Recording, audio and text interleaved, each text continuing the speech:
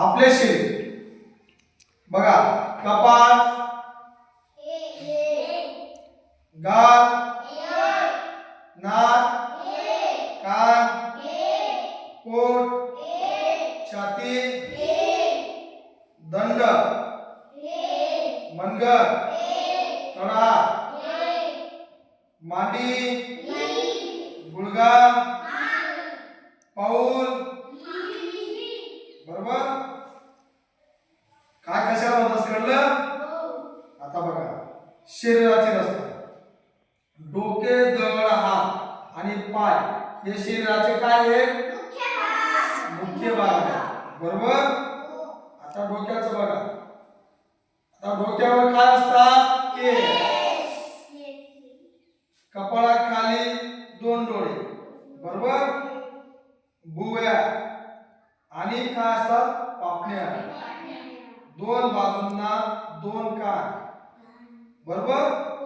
समोरच्या बाजूला काय? नाक. नाकाखाली तोंड, तोंडाखाली हनुवटी. डोके आणि धड यांना जोडणारा शरीराचा भाग म्हणजे काय? मान. मानेचा पुढचा भागास काय म्हणतात? कळालं? आता पुढचा भाग, धड, छाती, पोट, पाय मिळून काय होतं? धड. धडाला काय जोडलेला असतात? हात. त्या भागाला काय म्हणतात? खांदा. धडाला पाय जोडणारा असतो, धडाला काय जोडला असतो? पाय. त्या भागाला काय म्हणतात? खुबा. कळतंय ना? आता बघा, याला काय म्हणतात? दंड. याला अग्रबाहू, याला मनगट, याला तळा, बरोबर. हे काय झाले? हाताचे पाय.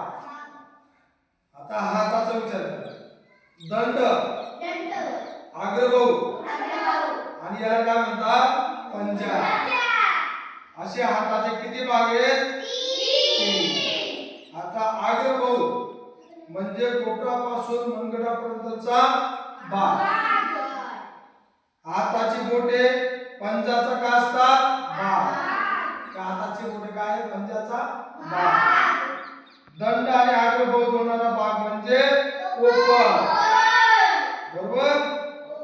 अग्रबाहू आणि पंजा जोडणारा भाग म्हणजे मनगट, बरोबर. आता मांडी, तंगडी आणि पाऊल अशा पायाचे किती भाग आहेत? तीन. म्हणजे गुडघ्यापासून गोट्यापर्यंतचा भाग, बरोबर.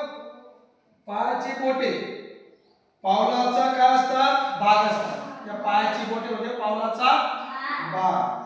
मांडी आणि तंगडी जोडणारा भाग म्हणजे गुडघा.